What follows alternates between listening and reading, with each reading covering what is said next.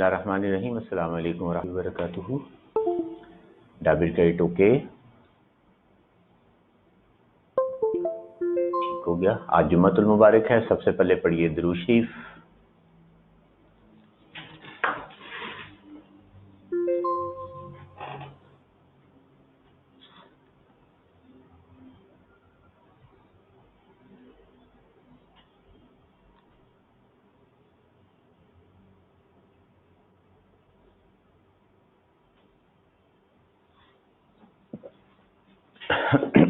जी, questions दिए थे कल आपको, 2 अदद कर लिया आपने।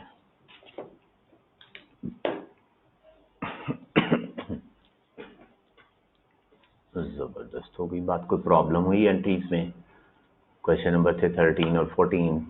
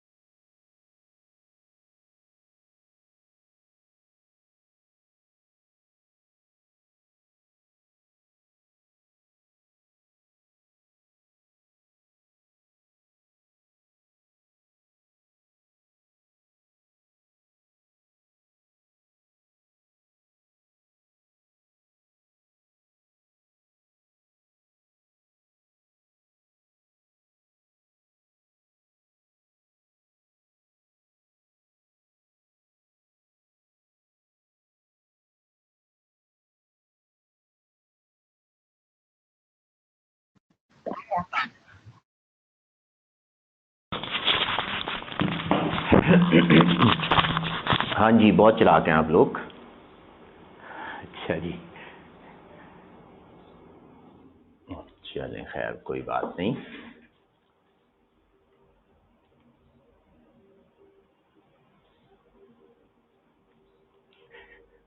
अच्छा जी, तो 13-14 फिर बिल्कुल ओके। फिर हम चलते हैं डिस्क्लोजर्स पे। नोट बनाना आता है प्रॉपर्टी प्लान एंड इक्विपमेंट का? बनाते हैं भी। अगर बनाना आता है तो अच्छी बात, नहीं आता तो कोई मसला नहीं।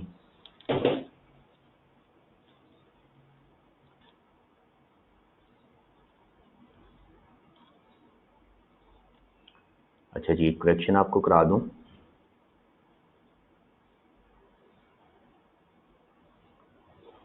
सजी काम किया करें, ये जो इसकी वो है ना पेन, इनको 2 पे कर दिया करें, ठीक है?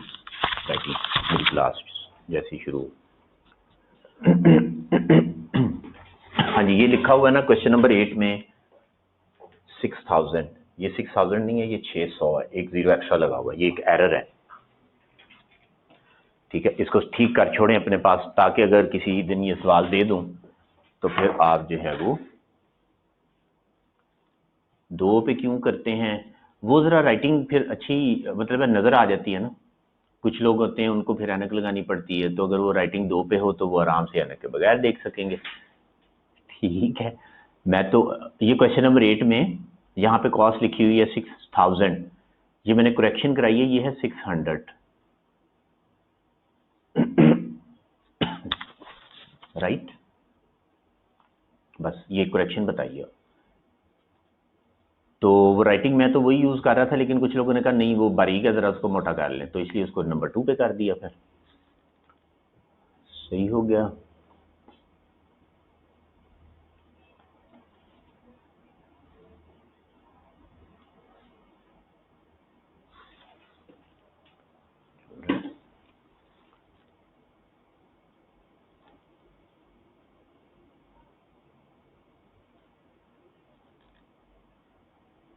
अच्छा जी।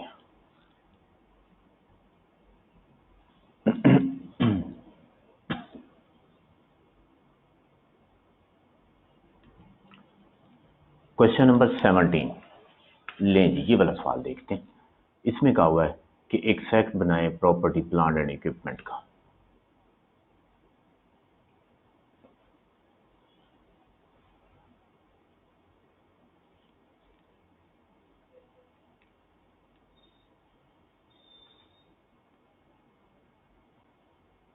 लें जनाब,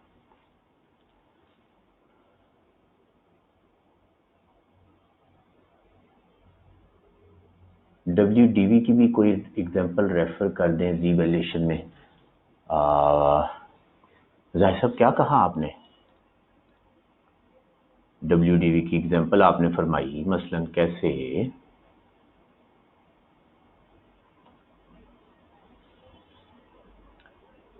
क्या मुराद है इससे आपकी?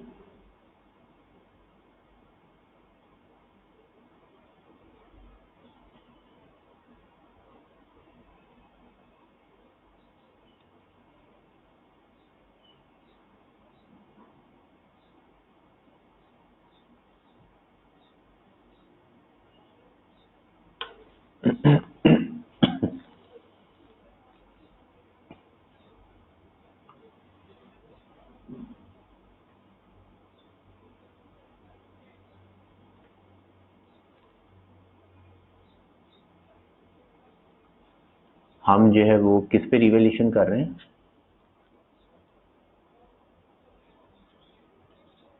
एसेट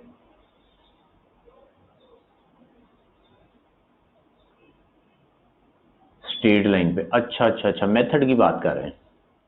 ठीक है, तो आपने जो सवाल किए हैं 13 14, उनमें से कोई एक सवाल पकड़ें और उसको आप जो है वो रिड्यूसिंग बैलेंस से कर लें। ठीक है, समझ आ गई, समझ आ गई। वो कैलकुलेशन की बात कर रहे हैं। ठीक है, तो आप कोई एक सवाल पकड़ें, उसको जो है वो रिड्यूसिंग बैलेंस पे कर लें। सिर्फ उसमें ये है कि हाँ जी, क्या है कि ज़रा बताएं ना।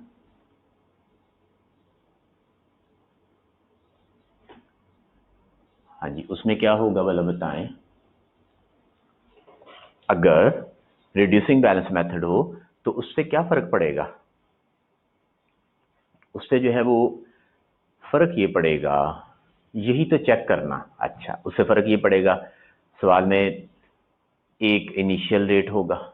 मसलन अगर यही सवाल हो क्वेश्चन नंबर 17, तो एक इनिशियल रेट होगा, फिर उसके बाद जब आपने रिवैल्यूएशन की जुलाई 2000 में नवा रेट निकाल लेंगे, फिर जुलाई 2010 में रिवैल्यूएशन की, फिर नवा रेट निकाल लेंगे, जुलाई 2011 में की, फिर नवा रेट निकाल लेंगे।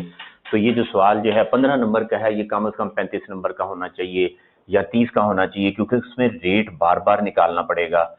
और वो रेट क्या होता है? Depreciation rate. वो आपको पता है 1 minus nth root of s over c का फॉर्मूला लगाते हैं, जिसमें n बार बार चेंज होगा, s नया आएगा और c की जगह रिमेनिंग बुक वैल्यू आएगी। तो आपको बार बार रेट निकालना पड़ेगा। एक ये काम हो गया। दूसरा,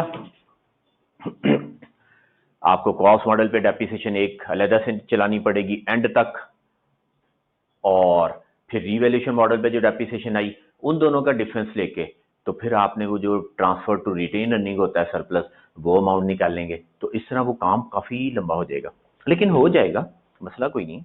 प्रैक्टिस ही है, नहीं तो आप कर सकते हैं। ठीक है, ये फर्क पड़ेगा कि कैलकुलेशंस बढ़ जाएंगी, टाइम जो है वो काफ़ी फिर लग जाएगा। स्ट्रेट लाइन में ये है कि आराम से वो ज़बानी 20 साल है तो बाकी 19 रह गए, 19 है तो बाकी 1 साल और गुजरा, 18 रह गए, तो इस तरह वो चलता जाता है। पास पेपर में अभी तक नहीं आया। देखिए, इंपॉर्टेंट क्या है, रिवैल्यूएशन के कॉन्सेप्ट चेक करना या डेप्रिसिएशन की कैलकुलेशन कराना? ये बताएं, बताएं मुझे। क्या वो डेप्रिसिएशन की कैलकुलेशन करवाए और चेंज इन एस्टिमेट्स जो है वो चेक करे या रिवैल्यूएशन चेक करे, मुझे बताएं। रिवैल्यूएशन चेक करे ना, तो फिर इसलिए स्ट्रेट लाइन भी दे दे तो ठीक है। अगर वो रिड्यूसिंग बैलेंस में चला जाता है, इसका मतलब है कि उसने जो है वो अच्छा काम नहीं किया। हाँ, ये पॉसिबल है, एक रिवैल्यूएशन करा ले बस, तो फिर ठीक है। जब 3-3 रिवैल्यूएशन करा रहा है तो फिर वो काम काफी लंबा हो जाएगा। फिर जो है वो आप इस तरह समझे कि बच्चों को कैलकुलेशन में जो है वो आपने डाल दिया और वो बैठ के कैलकुलेशन करते रहे, खेलते रहे। तो इस तरह जो है हमारे सिलेबस में जो है वो फरमा रहे हैं जस्ट रिवैल्यूएशन और डिस्क्लोजर है। बिलाल साहब, हमारे सिलेबस में तो IAS 16 है ही नहीं। कैसी मजे की बात हो गई। लेकिन कंपनी फाइनल अकाउंट हमारे सिलेबस में है और उसमें रिवैल्यूएशन की एंट्री एक आधी आ सकती है, और जब वो रिवैल्यूएशन की एक आधी एंट्री आएगी तो फिर कंपनी फाइनल अकाउंट के क्वेश्चन में हमें डिस्क्लोजर्स देने होंगे। उसके लिए हमें जो है वो अच्छी तरह पूरी बेस क्लियर हो तो फिर हम डिस्क्लोजर दे सकेंगे। दूसरी बात ये है कि मैं आपको पढ़ा तो IAS 16 रहा हूँ, लेकिन इनफैक्ट IAS 38 कवर हो रहा है इसमें। IAS 38 हम इसके फौरन बाद इंशाल्लाह शुरू करेंगे। वो है इंटेंजिबल एसेट, मेरा ख्याल है शायद कल ही हम शुरू कर दें इंटेंजिबल एसेट्स। ठीक है, इंटेंजिबल एसेट्स में रिवैल्यूएशन करते हैं अपवर्ड डाउनवर्ड, बिल्कुल सेम इसी तरह से जैसे हम IAS 16 में कर रहे हैं। कोई फर्क नहीं है, सिर्फ एक छोटा सा नाम का फर्क आएगा। वो कौन सा आप बता देंगे क्या फर्क आएगा?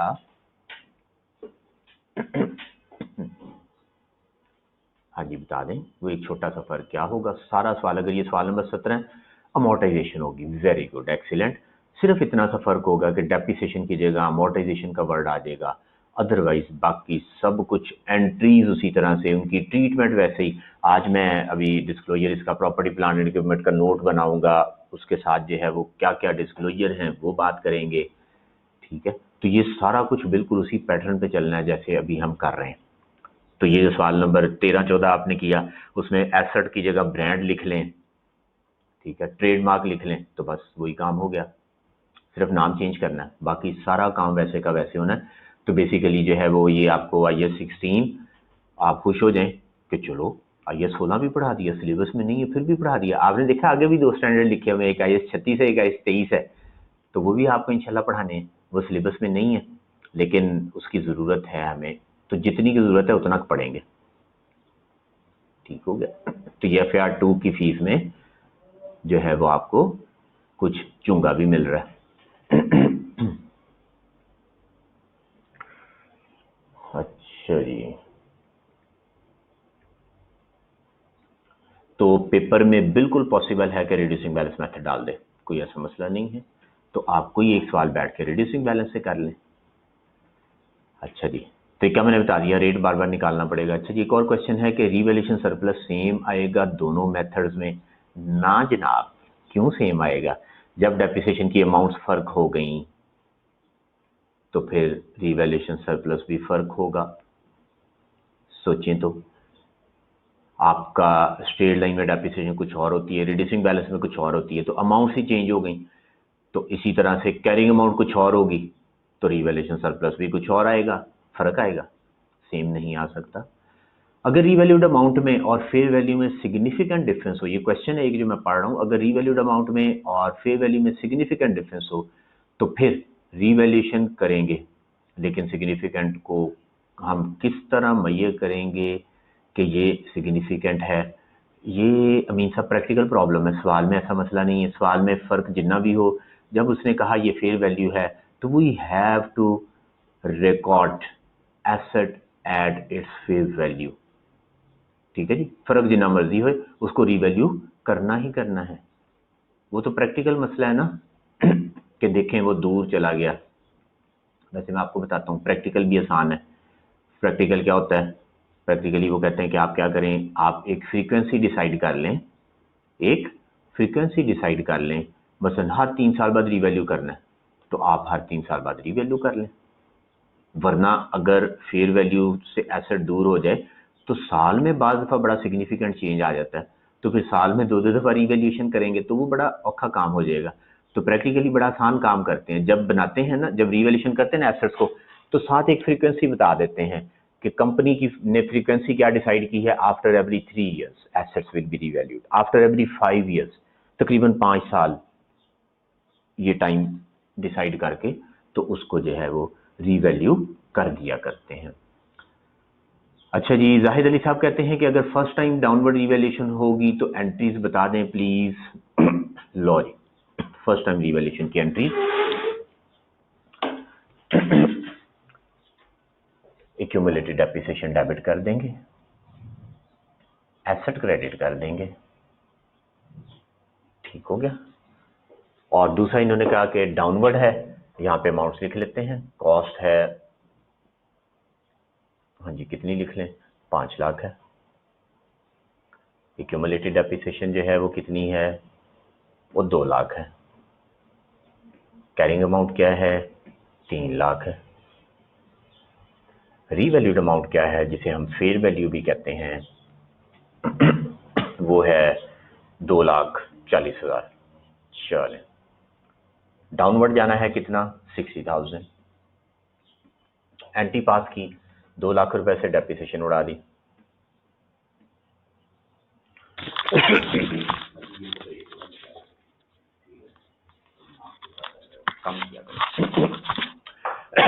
उसके बाद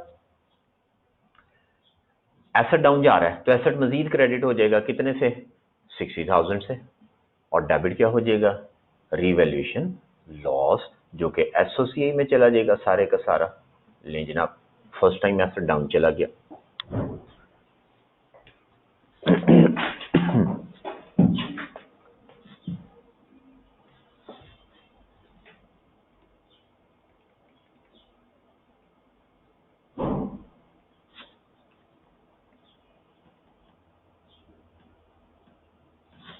अच्छा जी, एक सवाल पूछा गया है कि कंपनीज क्यों अलग अलग मेथड लगाती हैं, कोई रीजन या कोई बेनिफिट।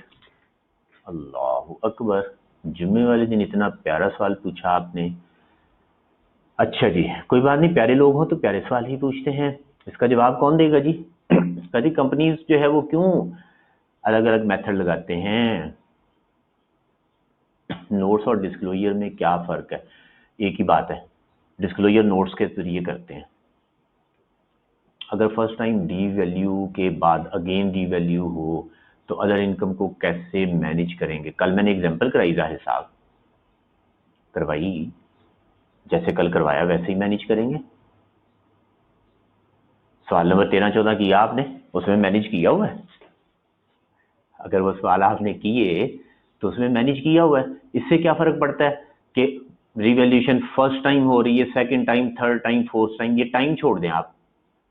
पॉइंट इतना सा है कि आप रिवैल्यूएशन कर रहे हैं, अपवर्ड जाता है, तो अगर पहले कोई लॉस रिकॉर्ड किया हुआ है तो इनकम डालने, वो सारा नहीं इनकम होगा, उसमें जो डेप्रिसिएशन थोड़ी चार्ज हुई वो छोड़ के बाकी की इनकम होगी। ये कैलकुलेशन आपको करवाई थी, एक फॉर्मूला बताया था, ठीक है। इसको हम दोबारा रिवैल्यू नहीं करेंगे जनाब। एक्यूमुलेटेड इम्पेयरमेंट चाहता है ये, एक्यूमुलेटेड इम्पेयरमेंट क्या होता है। अच्छा जी, हाँ जी, वो सवाल जो था उसका जवाब आया, पैटर्न ऑफ बेनिफिट्स पे मेथड डिपेंड करता है।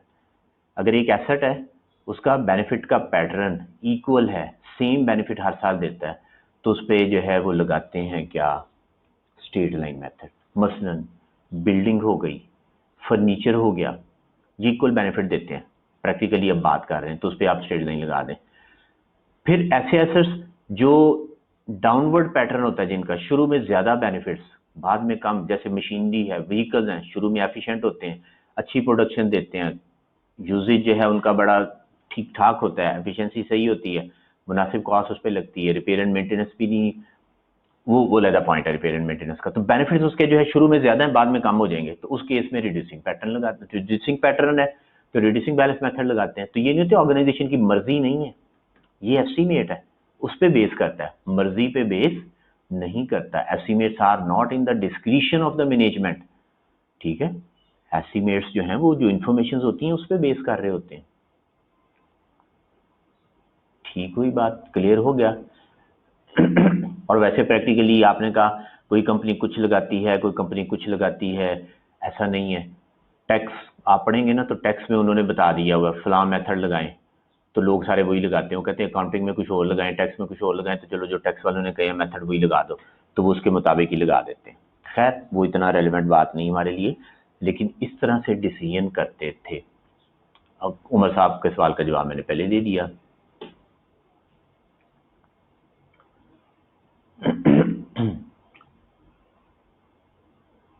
ठीक हो गया जी, चले। अच्छा जी, शेरोज साहब ने एंट्री की है impairment loss, accumulated impairment loss credit, इसको भी डिस्कस करेंगे, हम कर लेंगे इस पे बात।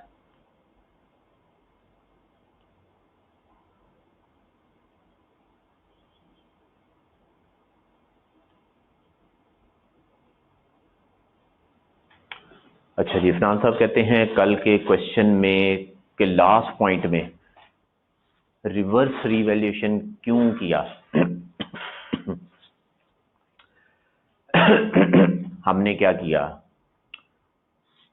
हमने कहा, मुझे बताइएगा कौन से साल में लॉस हुआ था, जरा अमाउंट लिखवाइएगा, फिर मैं उसको एक्सप्लेन कर दूं। इंक्रीमेंटल डेप्रिसिएशन तो एक्सपेंस होता है, बट इसकी एंट्री में रिटेन अर्निंग को क्रेडिट क्यों होते हैं? जी, दोनों सवालों पे बात करते हैं। दोनों सवालों पे बात करते हैं। पहले मुझे ये बताएं, कल वाला सवाल, कल वाली एग्जांपल, रिवैल्यूएशन लॉस किस साल में हुआ बता दीजिए, और कितना हुआ?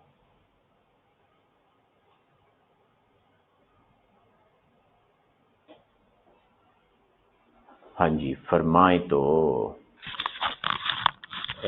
अपना कोई लाइन पे है? ये सारे जुम्मा पढ़ने चले गए अकेले मुझे छोड़ के। अकेले न जाना छोड़ के बच्चों, मैंने भी जुम्मा पढ़ना है। रिवैल्यूएशन लॉस हुआ था 6,000 रुपया, किस साल में हुआ था?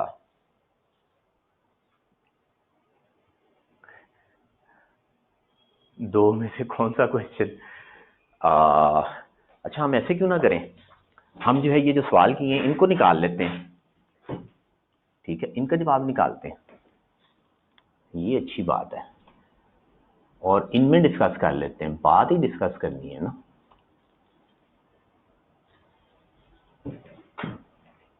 इनमें से किसी सवाल की बात कर लेते हैं।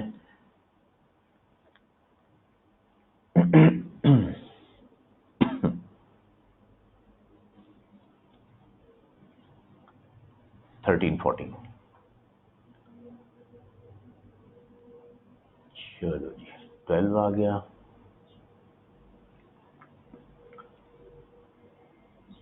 और ये 13 आ गया।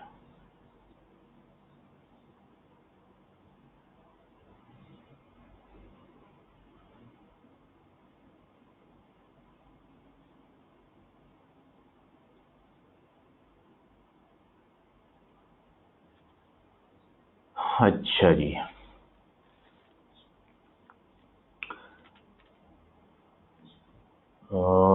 नहीं यार, ऐसे करते हैं, वो जो कल वाला सवाल है ना वही करते हैं, वो ज़रा आसान रहेगा, ठीक है, ख़ास तौर पे ऐसे लोगों के लिए जिन्होंने सवाल नंबर 13, 14 को जो है वो नज़र उठा के नहीं देखा, क्योंकि उन्होंने कहा जुम्मा है, नज़र उठा के देखना वैसे भी अच्छी बात नहीं है, गलत है, और जुम्मे वाले दिन तो इस तरह का काम बिल्कुल नहीं करना चाहिए, और थी शबे जुम्मा, ठीक है, तो शबे जुम्मा को तो बिल्कुल भी नज़र नहीं लगानी चाहिए किसी को, इबादत की रात होती है।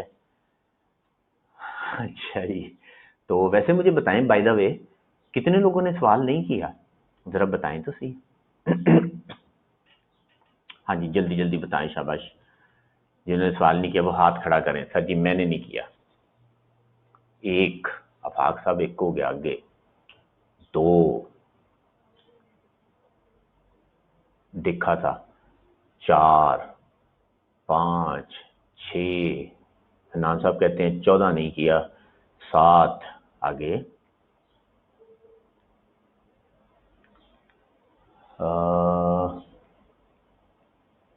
अच्छा जी, मैंने पूछा जिन्होंने नहीं किया वो बताएं, शाबाश, जल्दी, 7 लोग हैं, अभी बहुत थोड़े हैं इस वक्त, 47 पर्सन आर ऑनलाइन, तो 47 में एक तो मैं हूं, वो निकाल दें तो बाकी 46 लोग हैं, तो 46 में से 7 लोग नहीं, कम से कम 30 लोग होने चाहिए जिन्होंने नहीं किया, तो अभी तो सिर्फ 7 लोगों ने बताया, बाकी जल्दी जल्दी बताएं ना। हाँ जी,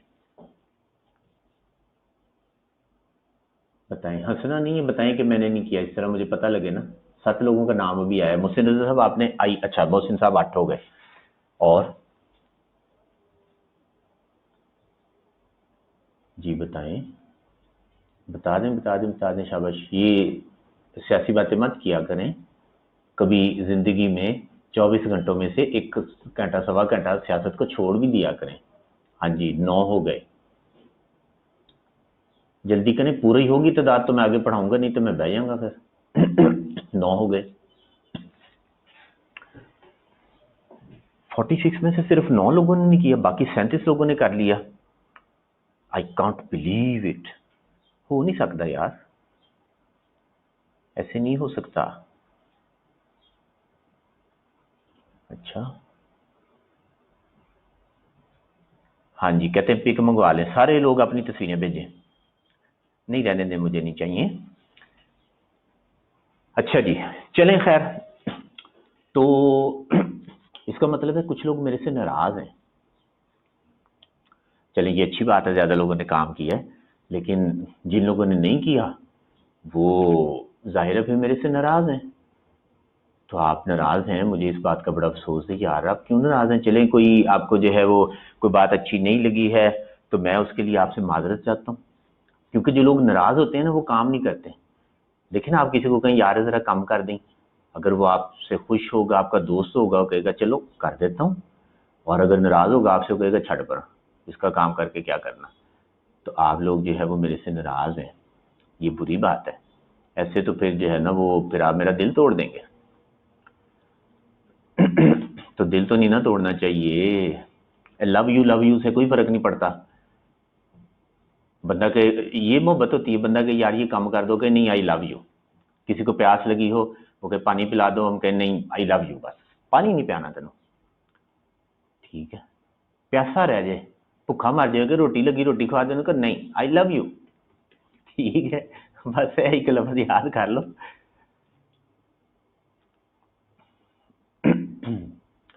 तो काम करके आया करें, ठीक हो गई बात। चलें जी, तो बता रहे थे 2017 में लॉस हो गया, 2017 में लॉस हो गया, हमने एंट्री पास की, रिवेलेशन लॉस डेबिट 6000। उसके साथ मेरा हाल है कुछ सरप्लस भी लिखा था, जल्दी से बता दीजिएगा कितना सरप्लस था। ये सवाल जो है ये लाइन लगा दी, इससे आगे जो है कल वाला सवाल शुरू, एग्जांपल शुरू कर दी। हाँ जी, रिवेलेशन लॉस डेबिट किया, और क्रेडिट क्या था, प्लांट था शायद जी। 8250 से रिवेलेशन सरप्लस था, 8250 जो डेबिट किया, ठीक है। तो क्रेडिट कितने से किया, प्लांट 14250 से, राइट हो गई बात। चलें जी, अब इससे आगे चलते हैं। रिवर्सल बताएं जब हमने की वो कितनी की, रिवर्सल बता दें। हमने 2019 में जाके की, उसमें हमने प्लांट को डेबिट किया दोबारा से, कितने से, 19 में या 18 में, 19 में मैंने 2-2 साल के गैप से मैंने करवाया था जी। अपवर्ड रिवैल्यूएशन 12,000 से, 12,000 से हमने डेबिट किया, और हमने लिखा रिवैल्यूएशन इनकम क्रेडिट कितने से, 4,000 से, और ये हमने एसओसीआई में डाल दिया रिवैल्यूएशन इनकम को, और बाकी जो है वो हमने रिवैल्यूएशन सरप्लस लिख दिया, और वो सरप्लस कितना था, वो था 8,000। लो जी, सबसे पहले तो हम बात करते हैं रिवैल्यूएशन लॉस के रिवर्सल की। ये जो हमने यहाँ पे लॉस लिखा, ये लॉस हमने लिखा तो ये भी एसओसीआई में भेज दिया, ऐसे किया ना, ठीक हो गया, भेज दिया हमने। चलें जी, इसको जब हमने एसओसीआई में डाला तो उससे क्या हुआ, प्रॉफिट कम हो गया हमारा, उससे हमारा प्रॉफिट कम हो गया, कितने से, 6,000 रुपए से डाउन चला गया, प्रॉफिट हमारा 6,000 रुपए से डाउन चला गया, राइट हो गई बात। चलें आगे बात करते हैं। 2019 में हम पहुंचे, हमने कहा कि नहीं, वो जो रिवैल्यूएशन लॉस था वो तो है ही नहीं, एसेट अप जा रहा है, तो इसका मतलब है वो रिवैल्यूएशन लॉस नहीं हुआ, ओके नहीं हुआ। अब आप मुझे बताएं, हमने 2018 में, और ये 1 जनवरी की इसकी डेट 1/1/17 थी, डेट जरा बता दीजिएगा, 1/1/17 थी ना, ऐसे ही है ना, ठीक है, 1 जनवरी को। चले, तो हमने 2017 में और 2018 में डेप्रिसिएशन कितनी लगाई, बता दें ये भी मुझे जरा। कितनी लगाई डाउनवर्ड इवैल्यूएशन के बाद, डेप्रिसिएशन की एंट्री पास की, डेप्रिसिएशन कितनी लगाई 9,375 नहीं लगाई थी, 7,000 रुपये डेप्रिसिएशन लगाई थी, 7,000। ठीक है, ओरिजिनली कितनी थी, ओरिजिनली कितनी थी, वो थी 8,000 रुपया हर साल की। अगर हम कोई रिवैल्यूएशन ना करते तो हमने क्या किया, हमने 2 सालों में हमने 1,000 रुपया खर्चा कट चार्ज किया, एक्सपेंस लेस चार्ज। ठीक है, डेप्रिसिएशन एक्सपेंस लेस चार्ज, हमने खर्चा कट चार्ज किया, लेस, कम खर्चा चार्ज किया।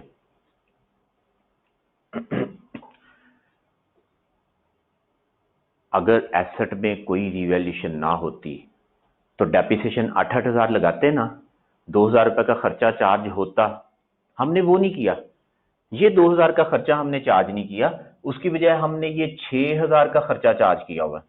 ऐसे ही है ना, जब हम कह रहे हैं कोई रिवैल्यूएशन लॉस नहीं हुआ, ओके फाइन, तो 1,000 और 1,000 की डेप्रिसिएशन तो खर्चा बनता था, ये 6,000 का खर्चा नहीं बनता था, तो हमने कितना एक्सेस खर्चा चार्ज कर दिया प्रॉफिट एंड लॉस में, एक्सेस एक्सपेंस चार्ज्ड इन एसओसीआई अप टिल नाउ, अब तक कितना खर्चा एक्सेस चार्ज कर दिया, 6 में से 2 निकाल दें तो 4,000 का खर्चा हमने एक्सेस चार्ज कर दिया हुआ है। ठीक है, 6 नहीं करना था, उसकी बजाय 1,000 की डेप्रिसिएशन और आनी थी, तो 2,000 तो आना ही आना था, हमने 6 लिख दिया हुआ है, तो 4,000 एक्सेस लिख दिया हुआ है। तो ये जो 4,000 का एक्सेस खर्चा लिखा हुआ है, इसको उठा के वापस इनकम में डाल दें, तो ये हमने इनकम में डाल दिया। ये इसके पीछे सारा कॉन्सेप्ट है कि 2,000 तो हमारा खर्चा था ही था ना, हमने 6 लिख दिया तो कोई बात नहीं, 2,000 को छोड़ दें, 4 एक्स्ट्रा लिखा तो 4 उठा के इनकम में डाल दें, तो ये रिवैल्यूएशन इनकम में हमने 4,000 रुपया डाल दिया। बताइए जी, ये सवाल ठीक होगी बात, इसका जवाब ओके हो गया। चले अब अगले सवाल की बात करते हैं। आपको बस ये आना चाहिए कि ऐसे करना है, कॉन्सेप्ट क्या है वो मैंने आपको बता दिया, ठीक है, लेकिन चलो तसल्ली हो गई। अब आपने दूसरा सवाल पूछा, उसमें भी आपकी तसल्ली करा देते हैं। दूसरा सवाल आपने ये कहा, आपने कहा सर जी डेप्रिसिएशन लगा दी हमने 9,375 की और एक्यूमुलेटेड डेप्रिसिएशन क्रेडिट कर दी 9,375 की, ठीक हो गई बात। चले फिर हमने कहा एक्सेस डेप्रिसिएशन कितनी है, इंक्रीमेंटल डेप्रिसिएशन कितनी है, इंक्रीमेंटल डेप्रिसिएशन है 1,375 रुपये, ये अमाउंट तो ठीक है ना, हमने कहा ये अमाउंट चुके हैं और क्या करें, रिवैल्यूएशन सरप्लस में से ये अमाउंट उठा के रिटेन्ड अर्निंग में भेज दें 1,375, ये काम हमने किया। और इसके बारे में पूछा गया है कि ये क्यों किया, पहली बात है आईएएस ने कहा तो कर दिया, लेकिन क्यों किया, लॉजिक क्या है, इसका भी लॉजिक देख लेते हैं। अच्छा जी, आप मुझे ये बताएं कि ऐसे करते हैं, इक्विटी बनाते हैं जरा यहाँ पे, एसओएफपी में इक्विटी में क्या क्या आइटम आते हैं, जी बोलिएगा, इक्विटी में क्या क्या आइटम होते हैं एसओएफपी में। I am talking about company final accounts, company के रेफरेंस से डिस्कस कर रहे हैं। Company final account already you studied it in, हाँ जी वे FR1, तो उसमें क्या आता है, शेयर कैपिटल आता है, शाबाश वेरी गुड, शेयर प्रीमियम आता है, जबरदस्त,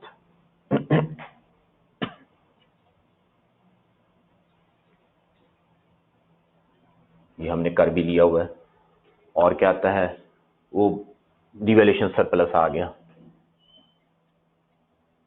ठीक है, जनरल रिजर्व्स आ गए और रिटेन्ड अर्निंग्स आ गई।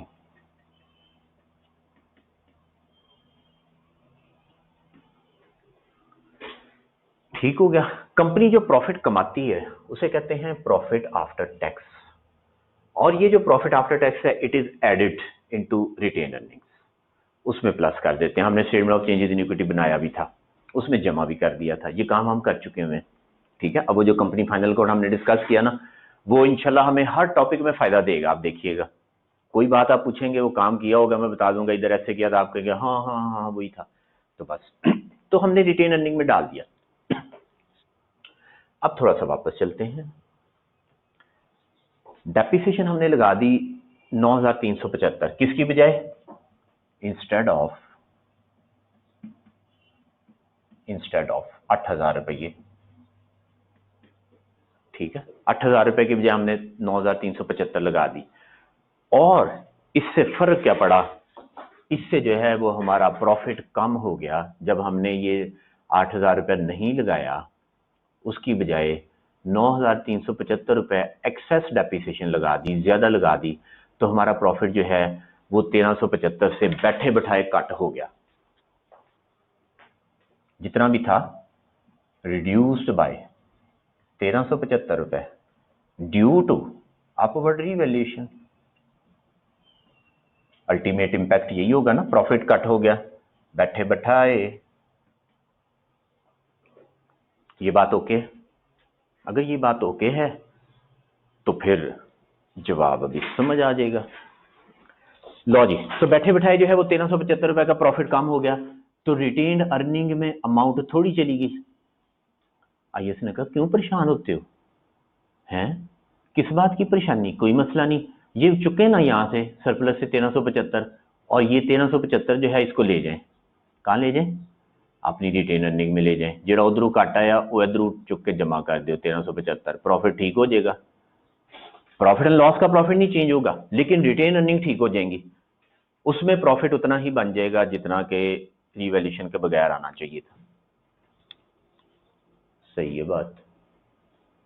तो बेसिकली जो आपके प्रॉफिट कम हो गए उनको कंपनसेट करने के लिए सरप्लस से अमाउंट उठाई और उठा के रिटेन अर्निंग में डाल दी, ताकि रिटेन अर्निंग कंपनसेट हो जाए, प्रॉफिट उतना ही बन जाए जितना होना चाहिए था रिवैल्यूएशन के बगैर। ये पॉइंट भी ओके हो गया। सोच लें। हाँ जी, सवाल जिन्होंने पूछा था वो बताएं उनको समझ आई कि नहीं आई। ठीक है, तो बेसिकली अमाउंट इधर पड़ी हुई थी, हमने इधर से अमाउंट कुछ उठा के इधर रिटेन अर्निंग में भेज दी। ठीक है, इधर जमा कर दी, यहां से निकाल दी। और एक बात और है, आखिरी बात, कि हमें पता है ये कैपिटल रिजर्व है, ये बता दिया था ना मैंने, ये कैपिटल रिजर्व है, इसमें से डिविडेंड नहीं दे सकते। और ये जो है रिटेन अर्निंग, ये रेवेन्यू रिजर्व है, इसमें से जितना मर्जी डिविडेंड दें आप, ऐसा ही है। तो जब सरप्लस में पड़ा था हम डिविडेंड नहीं दे सकते थे, वो अमाउंट उठा के हमने इधर भेज दी 1,375 की। अब ये अमाउंट आज़ाद हो गई, चाहे डिविडेंड दे दें इसमें से, रिवैल्यूएशन सरप्लस में से डिविडेंड नहीं दे सकते, रिटेन अर्निंग में से तो जितना मर्जी डिविडेंड आप दे सकते हैं।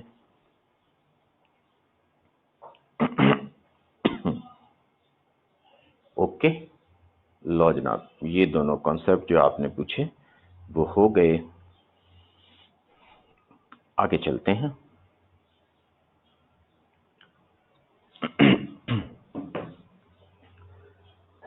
इंपेयरमेंट की भी बात कर लेते हैं। ठीक है, इंपेयरमेंट की भी बात कर लेते हैं, और वो डिस्क्लोजर जो है ना वो आज नहीं हो सकेंगे, क्योंकि उसके लिए जो है वो पूरा लेक्चर चाहिए, तो वो इंशाल्लाह फिर आपको कल ही कराऊंगा। सही हो गया, लेकिन उसका फायदा ये होगा कि जो रिवैल्यूएशन किया ये सारा IAS 38 में अप्लाई होगा, और वो जो डिस्क्लोजर करेंगे वो भी सारा IAS 38 में अप्लाई होगा। लेकिन उसके लिए मैं आपको सवाल दे दूंगा करने के लिए। जैसे अभी मैंने क्वेश्चन नंबर 17 पे निशान लगाया था, तो क्वेश्चन नंबर 17 एक और 2 सवाल आपको देता हूं, आप जो है उन 2 सवालों की वर्किंग बना के लाइएगा।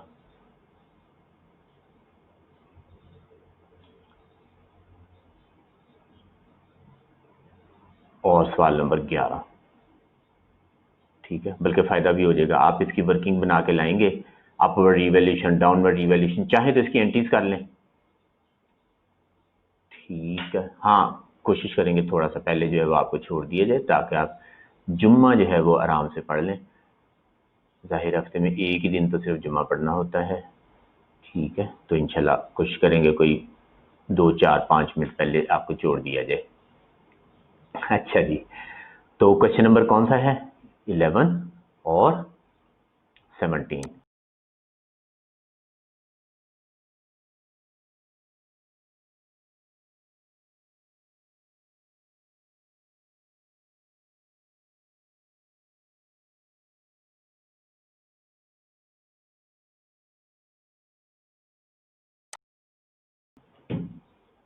वर्किंग जो है वो उसका एक चार्ट बन जाता है, उसका एक कार्ड बन जाता है।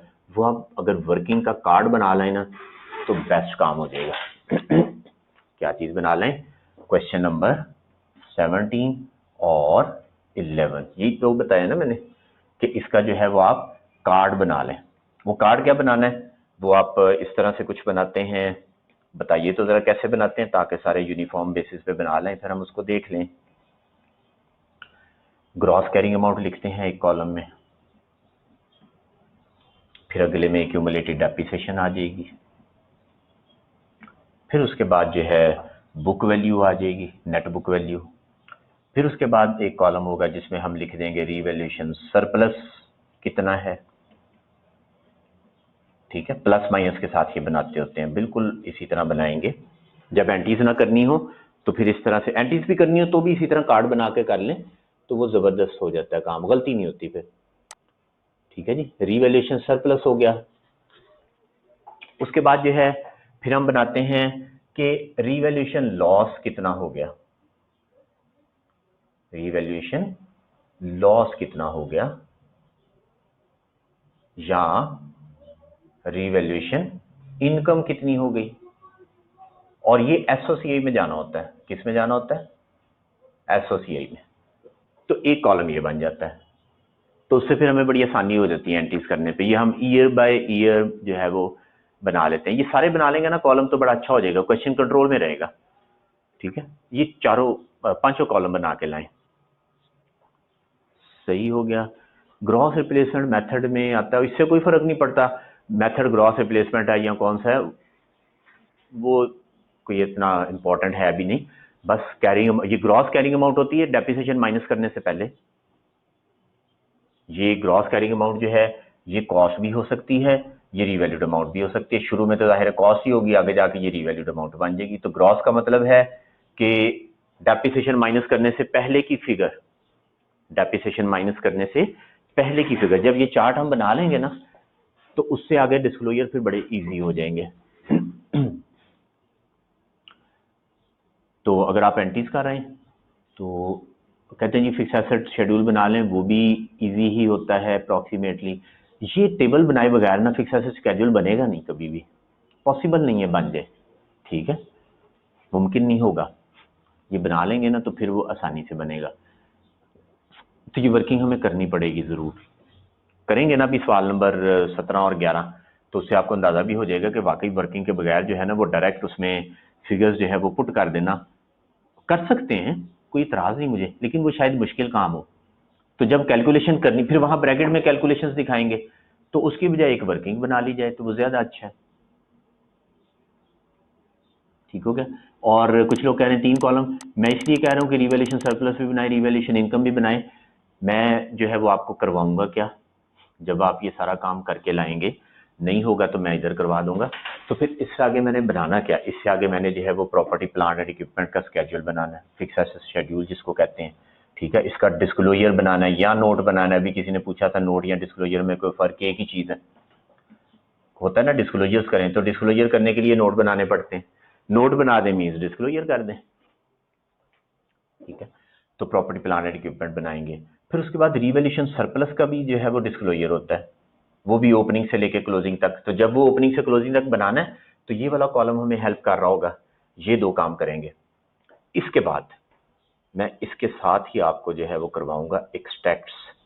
किस चीज़ के एक्सट्रैक्ट्स?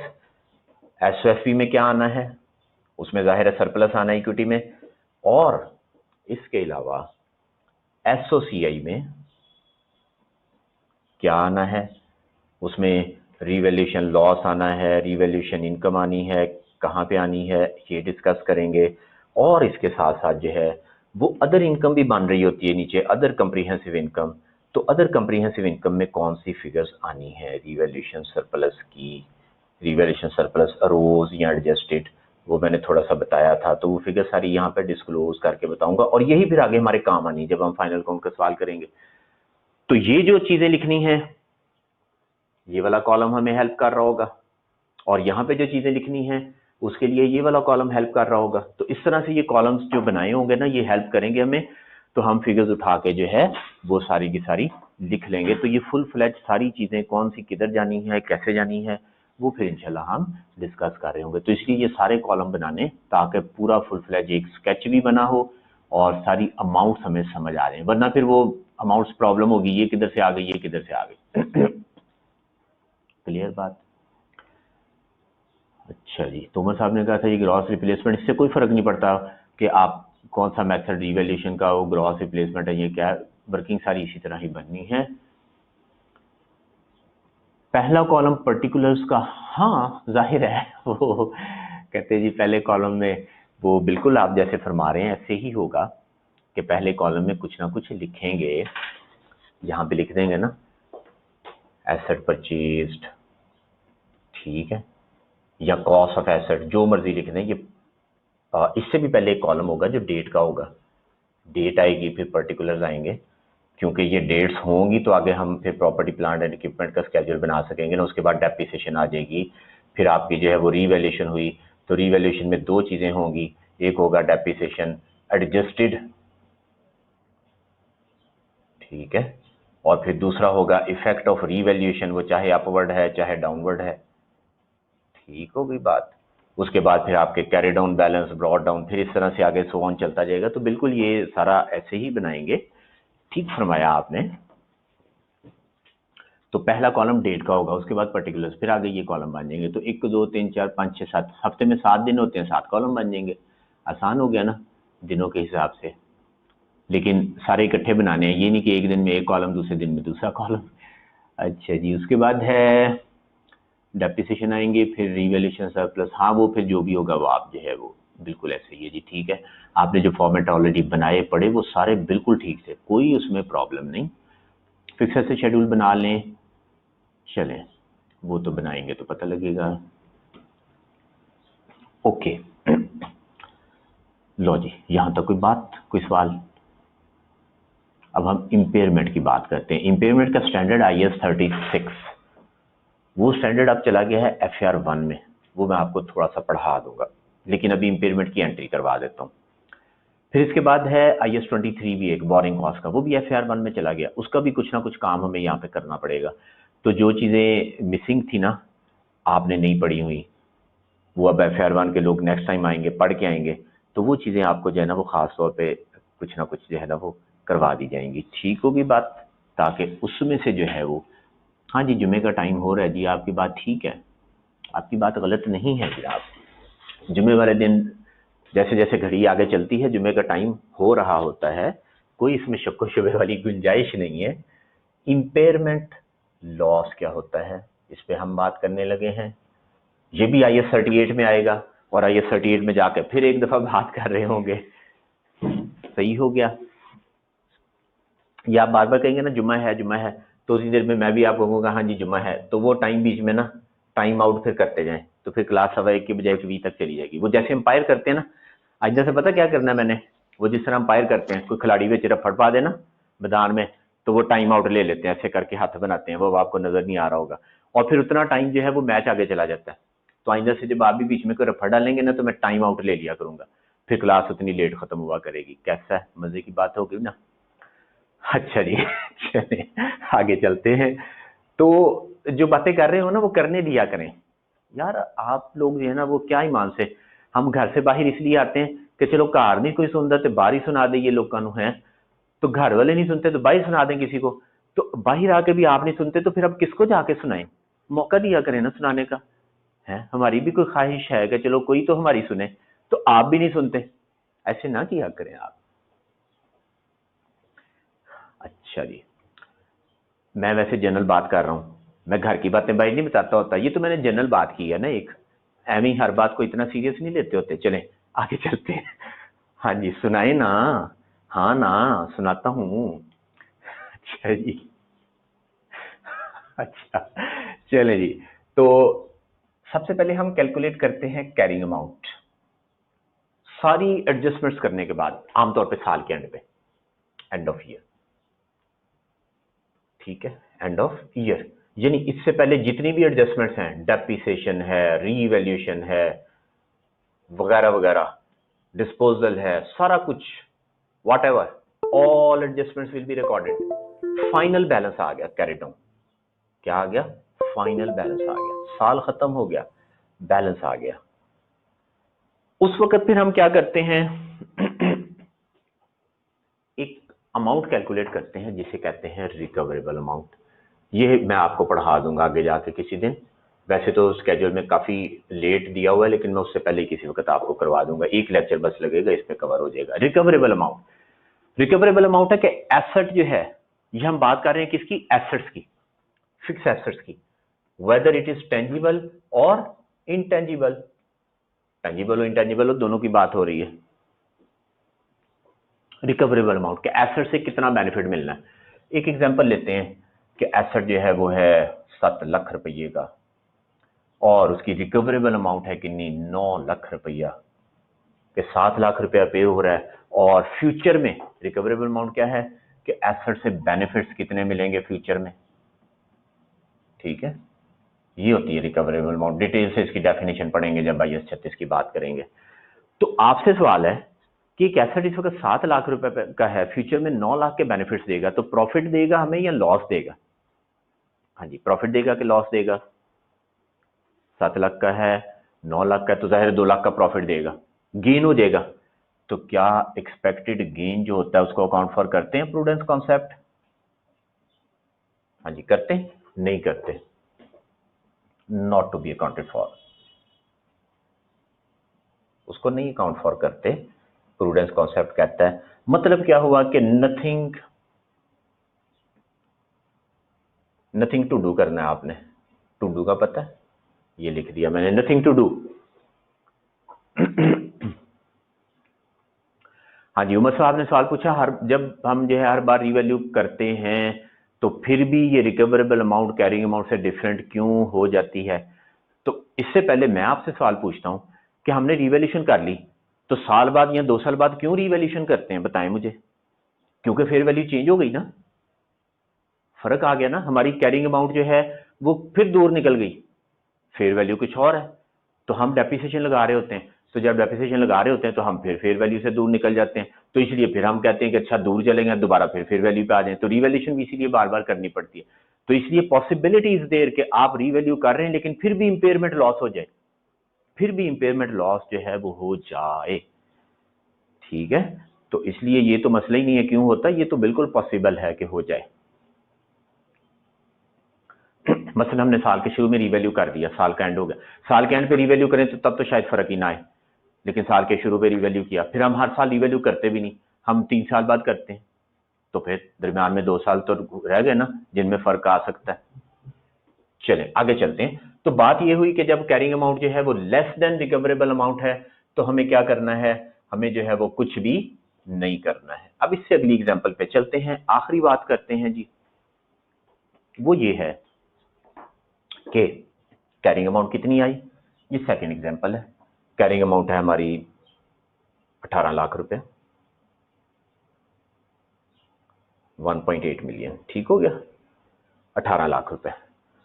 हमने इसकी रिकवरेबल अमाउंट निकाली, वो आ गई कितनी, 15,80,000 रुपया। चलो 15,80,000 रुपया।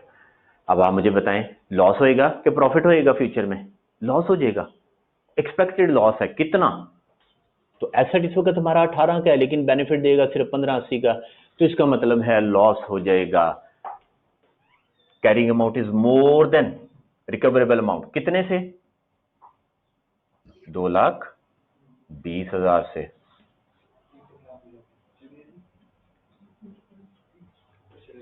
$2,20,000 से, राइट हो गया। तो एक्सपेक्टेड लॉसेस जो होते हैं उनको अकाउंट फॉर करना चाहिए कि नहीं, बता दें। हाँ जी, करना चाहिए, उनको अकाउंट फॉर करना चाहिए।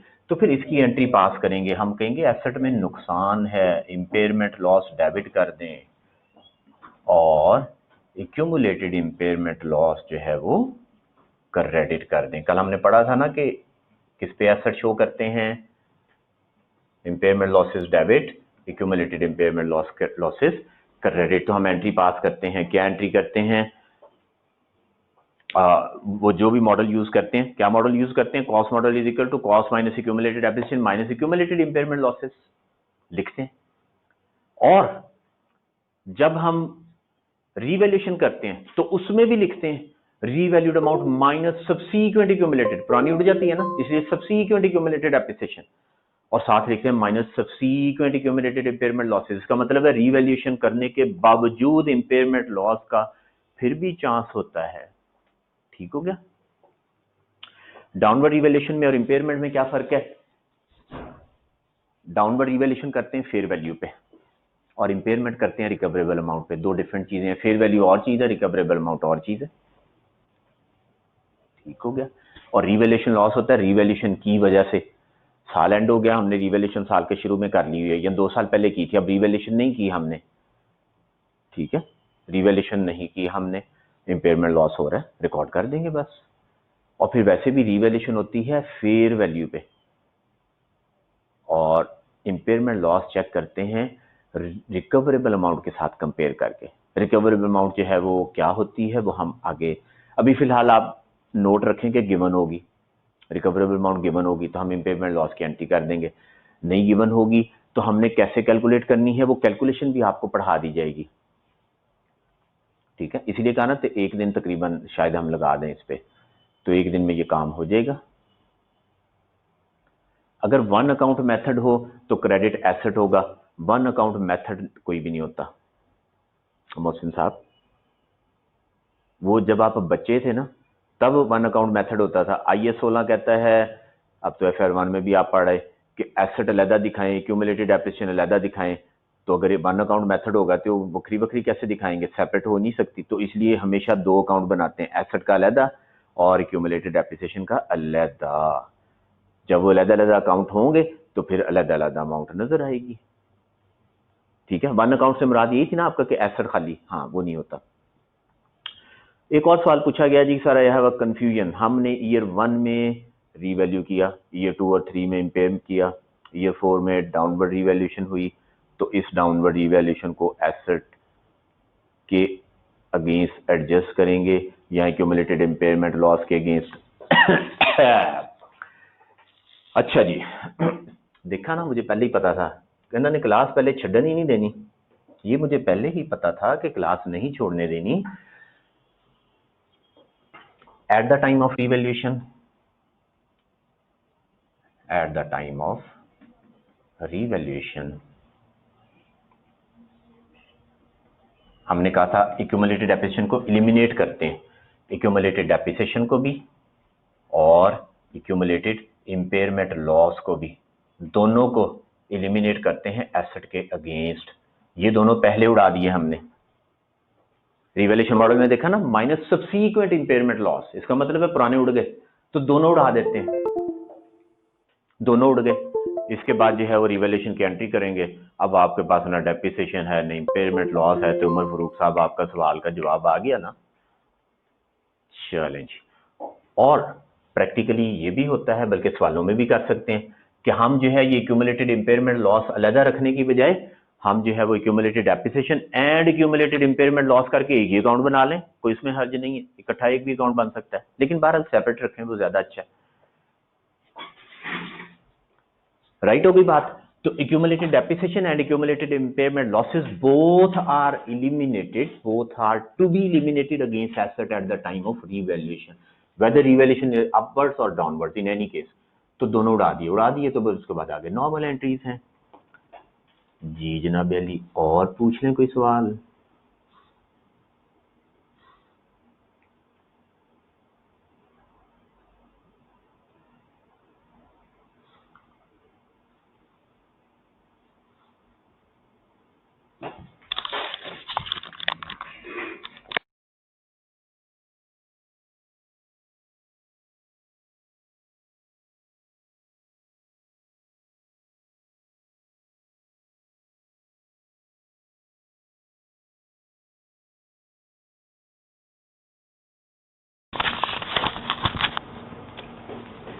हाँ जी, एनी अदर क्वेश्चन?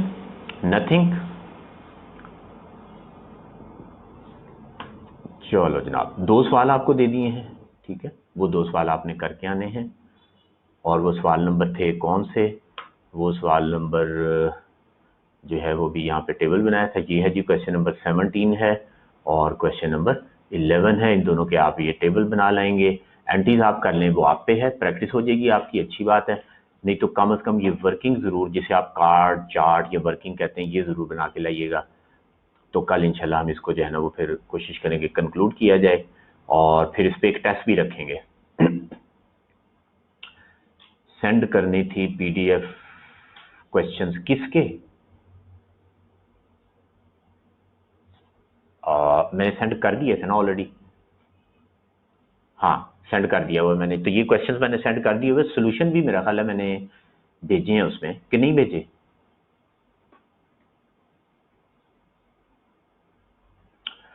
कल की डेट आई है 16, नहीं कल नहीं होगा ना टेस्ट, अभी हम इसको पूरा कर लें। वो आपको बताया टेंटेटिव डेट्स हैं, हम उससे पहले डिस्कस किया करेंगे कि जो है वो किस दिन टेस्ट हमने करना है, तो वो दिन आगे पीछे हो सकता है, तो कल टेस्ट नहीं होगा, वो हम कल पूरा कर लें, फिर मंडे को रख लेंगे या ट्यूसडे को रख लेंगे। ये सवाल जो है जो आपको हैंड आउट अपलोड किया उसकी बात कर रहा हूँ, इसके क्वेश्चंस भी अपलोड किए हैं मैंने और सोल्यूशन भी किए हैं, दोनों किए हैं ना, बता देना, ठीक है, दोनों किए हैं। कोई बंदा नया ग्रुप में आया तो वो बाकियों से रिक्वेस्ट करें, वो दोबारा अपलोड कर देंगे। ठीक हो गया जी, ओके जी, फिर अल्लाह हाफिज, इंशाल्लाह मुलाकात होगी कल। अस्सलाम वालेकुम रहमतुल्लाहि व बरकातुहू।